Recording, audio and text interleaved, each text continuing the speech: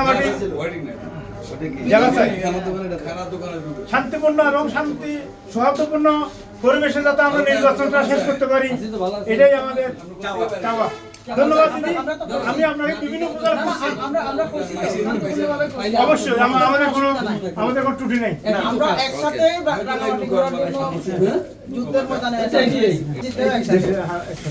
ত্রয়োদশ জাতীয় সংসদ নির্বাচন 2026 ও গণভোট বিবরণী ফরম 16 প্রতিটি কেন্দ্রের ভোটের ফলাফল যেন প্রার্থীদের সরবরাহ করা হয়। ভোট কেন্দ্র দখল ও পেশি শক্তি প্রয়োগের অভিযোগ পেলে তাৎক্ষণিক যেন ওই ভোট কেন্দ্রে ভোট গ্রহণ বন্ধ করা হয়।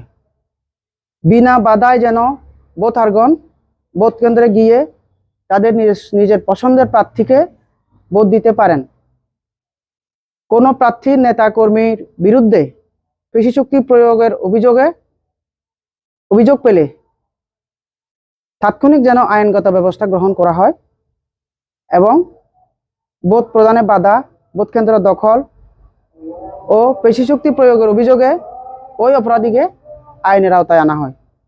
ইউপিডিএফ স্বতন্ত্র প্রার্থী পহেল চাকমাকে কিন্তু সরাসরি তারা বিবৃতি দিয়ে করেছে, সাপোর্ট দিয়ে সমর্থন দিয়েছে। আবার আরেকটা দল, যেটা রাঙামাটির মধ্যে সব থেকে বড় দল আমরা মনে করি, আঞ্চলিক গোষ্ঠী, তারা আমরা বিভিন্ন জায়গাতে দেখেছি প্রচারণা কিন্তু বিএনপির পক্ষে চালাচ্ছে। তো আমরা খবর পেয়েছি যে তারা কঠোর অবস্থানে আছে। তো আমি আমার ভোটারদের এর আগে, আমি ভোটার সমর্থক আমি এর আগেও বিভিন্নভাবে আমি জানিয়েছি, যে আপনাদের মাধ্যমেও জানিয়েছি, আপনারা ভীত সন্ত্রস্ত হবেন না, আপনাদের পছন্দের প্রার্থীকে ভোট দিয়ে জয়যুক্ত করবেন। কারণ ভোটের ব্যালটে কিন্তু কারো আঙ্গুলের গন্ধ থাকে না। আমি আপনাদের মাধ্যমে এটা ভোটারদেরকে জানিয়ে দিতে চাই। এটা সত্য যে চাপ প্রয়োগ হচ্ছে, মানে তারা একটি বিশেষ দলকে ভোট দেওয়ার জন্য চাপ প্রয়োগ করেছে, যেন ভোটটা অন্য কোনো প্রতীকে যেন না যায়, এভাবে তারা চাপ প্রয়োগ করেছে।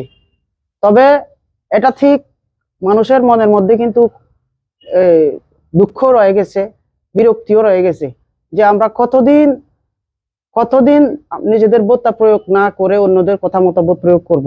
এইটা তারা বারবার বলছে। এটা আপনি যদি সামাজিক যোগাযোগ মাধ্যমে দেখেন, তারা সামাজিক যোগাযোগ মাধ্যমেও কিন্তু এটা বলছে যে আমরা কেন আমাদের নিজেদের ভোটাধিকার প্রয়োগ করতে পারবো না। তো দেখা যাক কি হয়।